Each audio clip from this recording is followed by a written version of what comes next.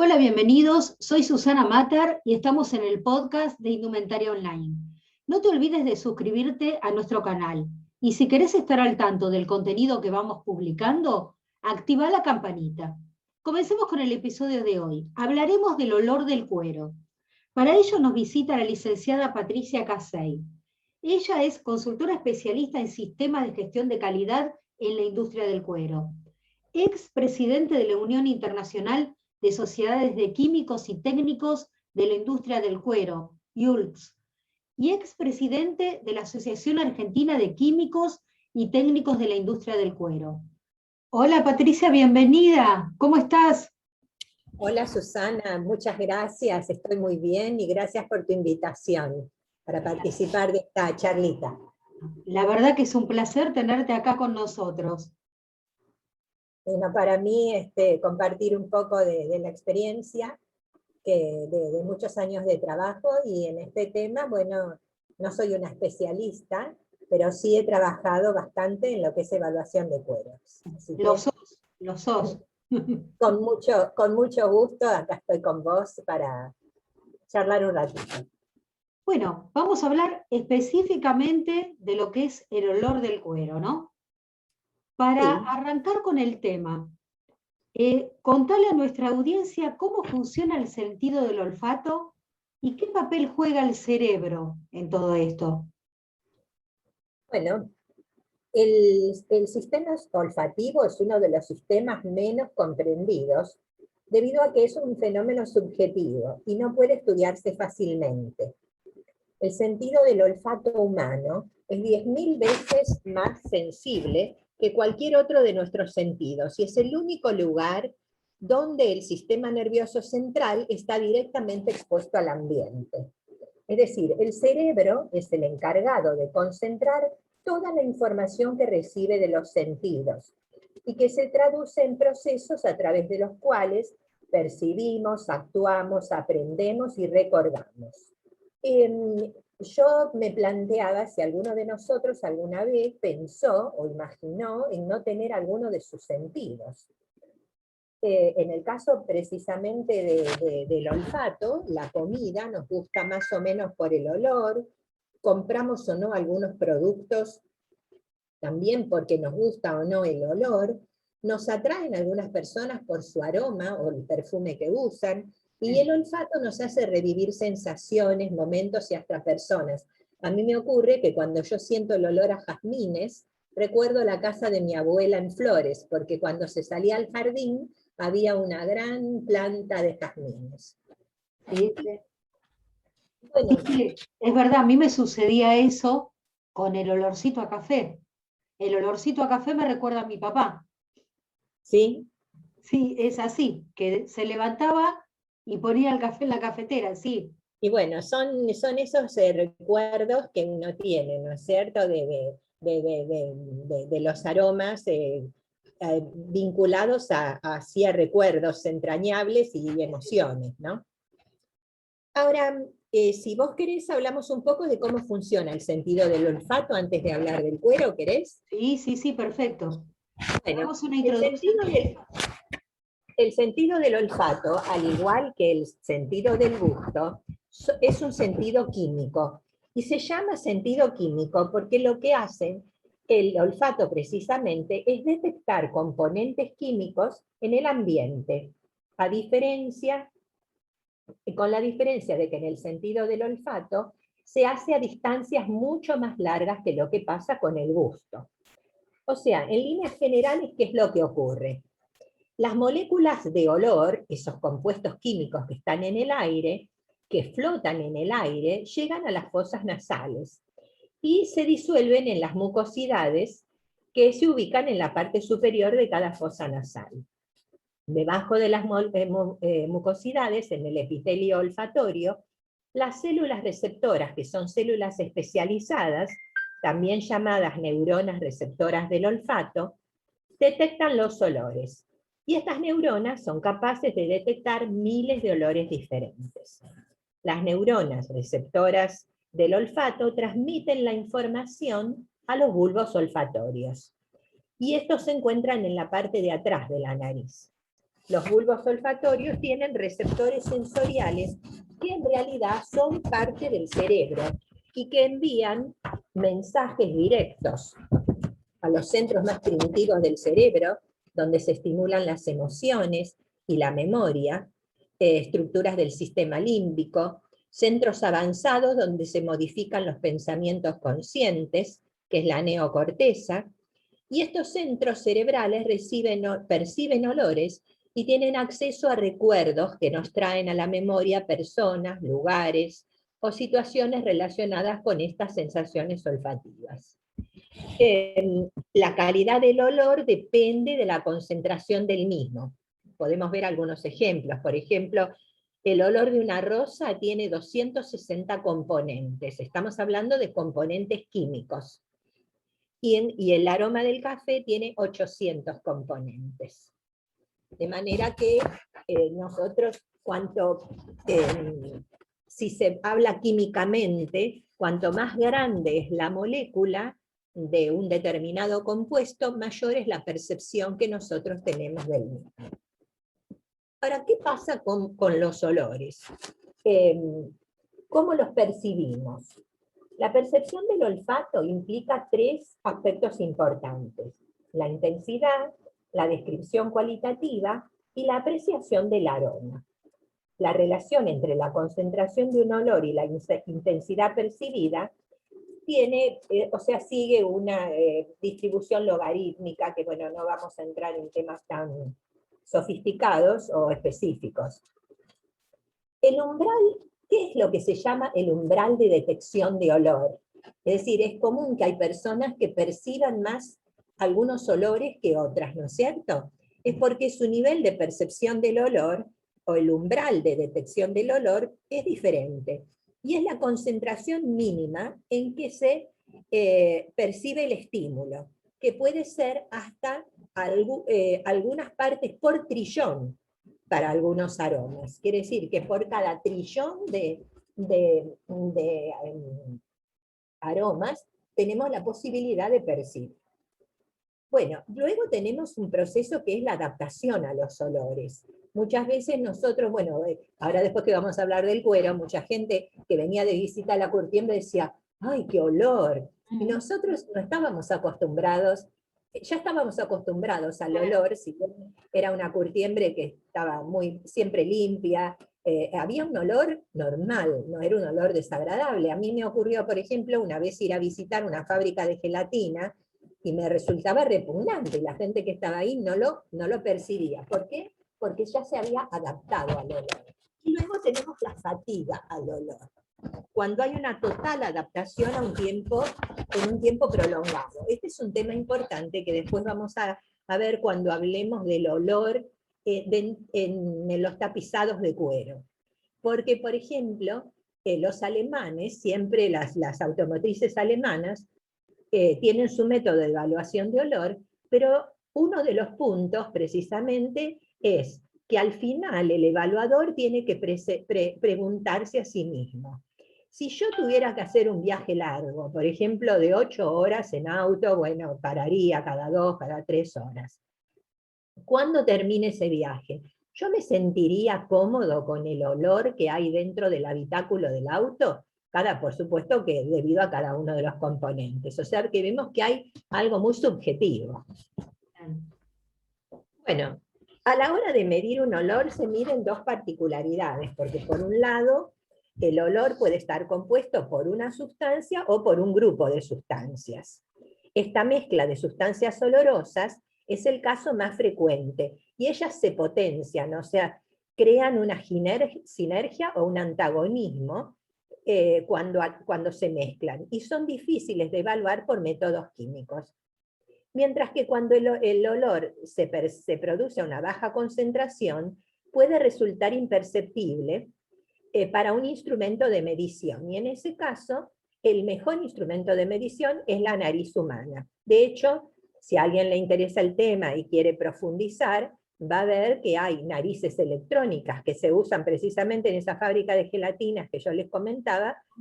Tenían una nariz electrónica, pero no le había podido nunca superar la evaluación a la persona que estaba digamos, catalogada como la nariz excelente para evaluar las diferencias entre las distintas gelatinas. ¿Y cómo funciona eso? ¿Electrónica? Sí, bueno, es un equipo en el que se está alimentado por todos los compuestos químicos específicos para esa tarea. Por supuesto que en el caso de la gelatina estarían ingresados todos los componentes químicos que pueden estar presentes en una gelatina y en distintas concentraciones. Entonces, al introducir la muestra, el equipo da una aproximación, siempre se tiene uno un patrón, ¿no es cierto? Un estándar al cual quiere llegar, con ciertos límites de aceptación más o menos, ¿no es cierto?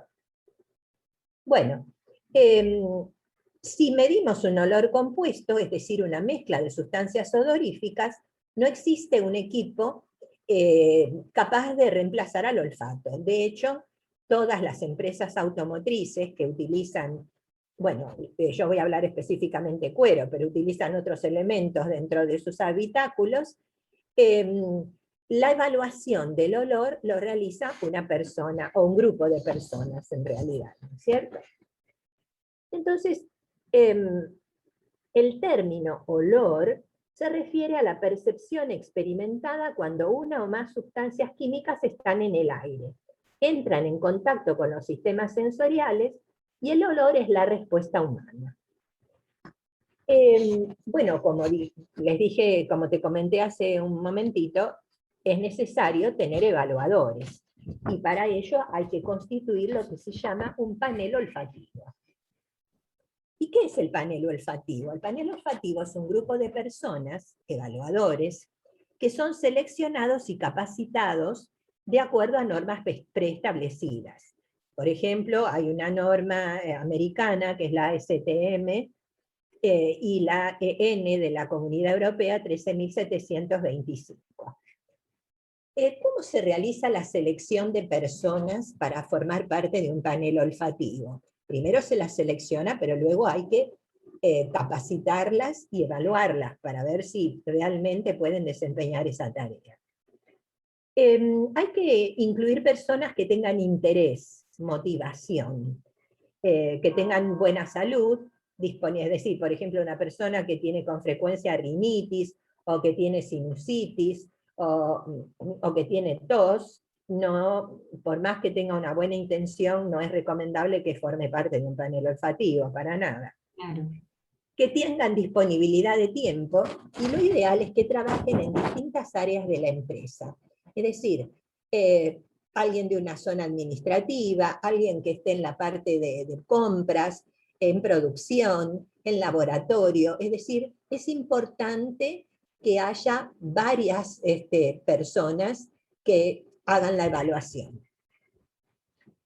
Y en realidad lo que se hace primero es hacer un entrenamiento, ¿no es cierto? Y luego, una vez que la persona ya está calificada para poder formar parte de ese panel olfativo, es la que va a evaluar junto con sus compañeros de panel olfativo las muestras.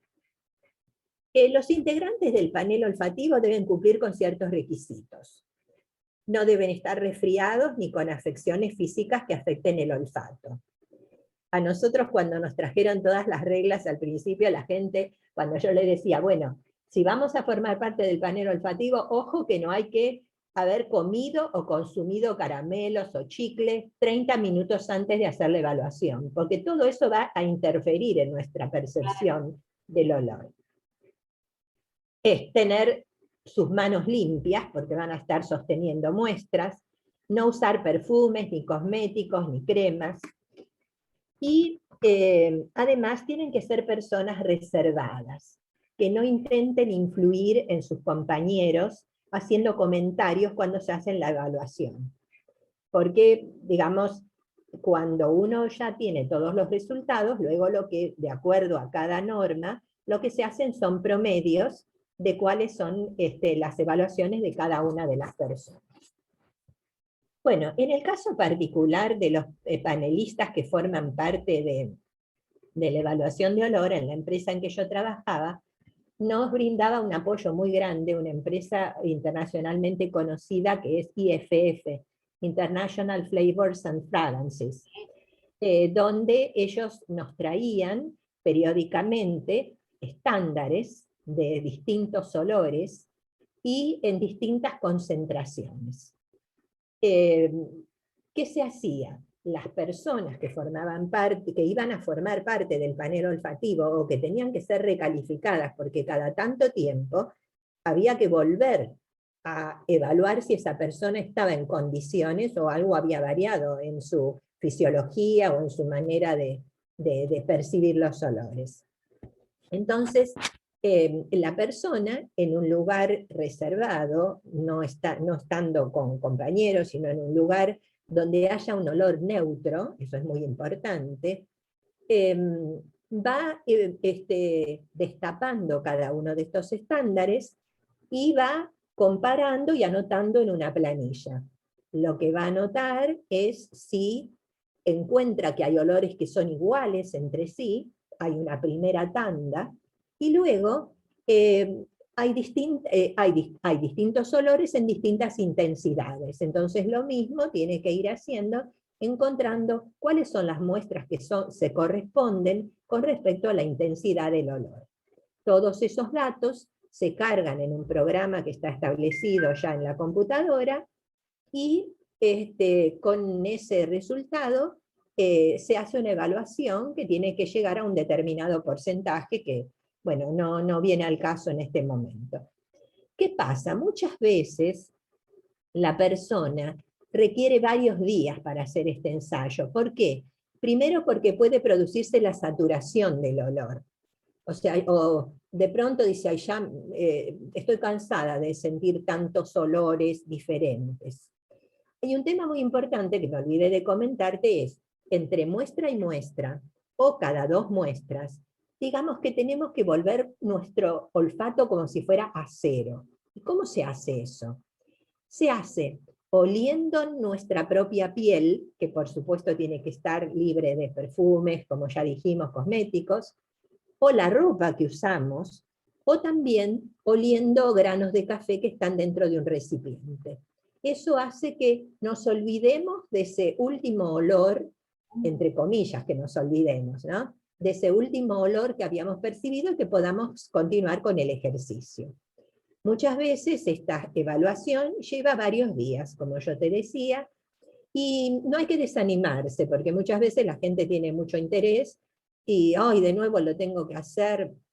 Bueno, ¿por qué hay que hacerlo a lo mejor 2 o 3 veces? Porque se va aprendiendo la técnica y uno va también aprendiendo a diferenciar, a percibir de una manera distinta y más ajustada, ¿no es cierto? Bueno, una vez que ya tenemos a todas las personas calificadas y que tenemos un panel olfativo, entra en juego qué es lo que quiere cada cliente. Y cada cliente, específicamente hablando de lo que es, por ejemplo, cuero para tapicería automotriz, cada cliente tiene sus distintos métodos. Siempre hay una muestra patrón. Una muestra, digamos, cuando se hace la muestra hay una muestra patrón, pero no en todas las automotrices esa muestra patrón se usa como un estándar para evaluar, sino que se somete a las muestras de cuero a distintas condiciones, o sea, colocándolas dentro de recipientes, ya sea de vidrio o de metal, en temperaturas elevadas, en distinto tiempo, en seco, en húmedo, y cada automotriz tiene una tabla de valores, digamos, una tabla que permite asignarle un grado o un valor precisamente a esa muestra. Por ejemplo, en la norma que yo les mencioné a ustedes, perdonen, pero tenía acá un machete de una ayuda, a lo mejor se escucha el ruido de la hoja. No, tranquila. Todos tenemos machete. La norma SAE J 1351 tiene una escala de valores que va del 1 al 5. En general esta norma se utiliza para las empresas automotrices americanas, donde el valor 1 es sin olor perceptible y el valor 5 es olor muy ofensivo. Ahora, es sorprendente cuando intervienen, normalmente el panel olfativo está formado mínimo por 5 personas. Siempre son números impares. ¿Por qué? Porque nosotros en general lo que se hace es descartar los valores máximos, los valores mínimos y tener valores suficientes como para poder promediarlos, ¿no? De acuerdo a la asignación del olor de la escala que le haya dado el evaluador. Y lo que de pronto es ofensivo para alguien, para otro es medianamente molesto, por ejemplo. En el caso particular, por ejemplo, de una automotriz importante como es Toyota, Toyota utiliza otro método de evaluación. Allí siempre hay una muestra patrón, que fue una muestra que mandaron inicialmente para reproducir. Una vez que esa muestra está aprobada, se la utiliza como un patrón para comparar los olores de los cueros que se van a ir produciendo. Y entonces en Toyota, ¿qué hace? Por un lado, evalúa la intensidad del olor, en una escala que va del 0 al 4. El 0 es sin olor, y el 4 es un poco más fuerte que la muestra estándar. Luego determina si el olor es agradable o desagradable, en una escala de 3. 3 es muy agradable, 0 es ni agradable ni desagradable, y -3 es muy desagradable. Y finalmente se realiza la caracterización del olor, es decir, la naturaleza sensorial del olor. ¿A qué me hace acordar? Me hace acordar a algo ácido, a algo dulce, a algo que se está quemando de pronto. ¿Qué sensación me provoca a mí en mi cuerpo? Este olor me provoca náuseas, es refrescante, me resulta picante en la garganta. Muchas veces cuando uno ve en la evaluación, que hay gente que te dice, ay, cuando uno aspira ese olor, siente como que le molesta la garganta. Las muestras siempre se colocan, como yo les dije antes, dentro de recipientes, que pueden ser recipientes de vidrio, de vidrio o de metal, o a veces también en bolsas especiales para evaluar el olor. Y la persona abre el recipiente e introduce su nariz, pero no es que mete la cabeza dentro del recipiente, sino que aproxima la nariz a la boca del recipiente y va abanicando el aire que sale. No es que hace una respiración profunda e intensa, sino que va percibiendo de a poco el olor. Bueno, ¿qué quieren las automotrices con respecto al olor que tapizarán sus autos? Van a ver ustedes que el panorama es sumamente variable. Por ejemplo, Volkswagen, la empresa alemana, quiere que los asientos de cuero tengan olor a cuero. Bueno, lógicamente, ahora, ¿cuál es el olor a cuero? Muchas veces se asocia con lo que es el olor a un cuero curtido vegetal, con taninos. ¿Qué espera, por ejemplo, BMW? BMW dice que el mejor olor es no tener olor. ¿Y qué es que no haya olor? ¿A qué lo tendremos que asemejar? Mercedes-Benz, el único olor es cuero. Pero bueno, sabemos que hay distintos tipos de cueros. Hay cueros curtidos con vegetal, como hablamos recién. Hay cueros que están curtidos al cromo, con curtido mixto, recurtido vegetal.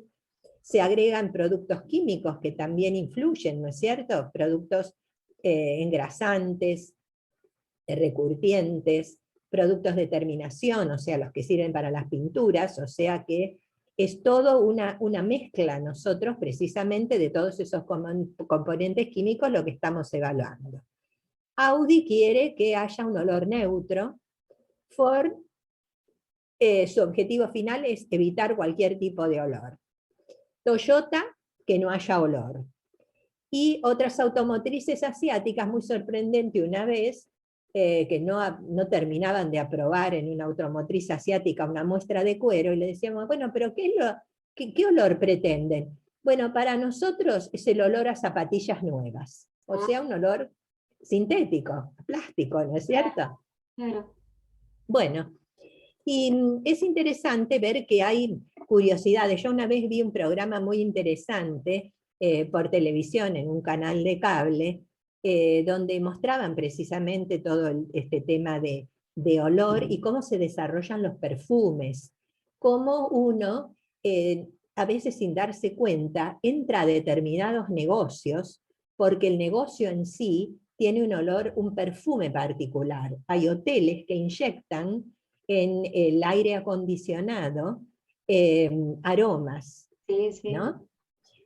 Por ejemplo, hubo hace unos años el desarrollo de un perfume con olor a dinero, que se llamaba His Money y Her Money, para él y para ella. Bueno, se ve que los hombres y las mujeres olemos el dinero de una manera diferente porque la composición era completamente distinta. Bueno, es interesante también ver cómo funciona este tema de la percepción de olor en los animales, ¿no es cierto? Que tienen muchas veces una sensibilidad superior a la del ser humano. Por ejemplo, en Alemania, yo estuve investigando, y hay perros que están entrenados para detectar quién transporta más de 10.000 euros. La cifra permitida sin declarar son 10.000 euros. Y bueno, ¿y por qué es eso? Quienes los entrenan dicen que se debe a la combinación entre la tinta y el papel de los billetes. Hay perros que están especializados en detectar euros, otros dólares, libras, y cada moneda tiene un olor diferente. Es un tema realmente apasionante. Yo, como te dije, Susana, no soy una especialista en esto. Les recomendaría, por ejemplo, que entren en el canal de YouTube de la Asociación Argentina de Químicos y Técnicos de la Industria del Cuero, donde hace unos meses dio una charla fantástica sobre olor el señor Ampuero, que es un colega químico que hace muchos años que vive en Alemania, y que él se dedica precisamente a eso. Y si vos querés, después ya también te puedo mandar mucha bibliografía interesante para los que quieren profundizar el tema. Sí, seguro, Patri, vamos a publicar todo esto en Indumentaria Online, para el que quiera ahondar más en el tema, porque es muy, muy interesante. Sí, es un tema apasionante. Yo no sé si vos tuviste la oportunidad hace unos años de ver una película que se llamaba Perfume, Historia de un asesino. Sí. El otro día lo escuché hablar en la tele justamente de ese tema. Bueno, nosotros en la empresa fuimos a la Van Premier porque precisamente acá en Argentina uno de los que había colaborado había sido la empresa IFF, International Flavors and Fragrances. Entonces nos mandaron unas entradas para asistir a la Van Premier. Bueno, después si alguien quiere buscar la película, el final es medio raro, pero bueno. Es media oscura en un punto, pero sí, el tema es muy bueno. Es muy bueno, sí. Patri, se nos termina el tiempo. Sí, y bueno, pero con mil gracias, Susana, por esta oportunidad. Fue súper completo e interesante, Patricia. Bueno, muchas gracias a vos y ojalá podamos tener oportunidad de hablar otros temas interesantes también más adelante. Siempre uno aprende muchas cosas escuchándote hablar a vos.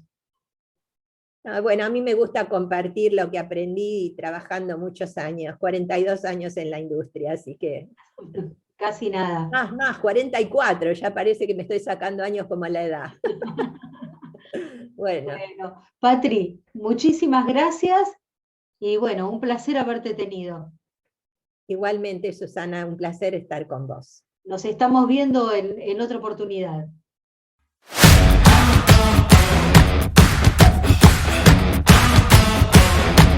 Audio Jungle.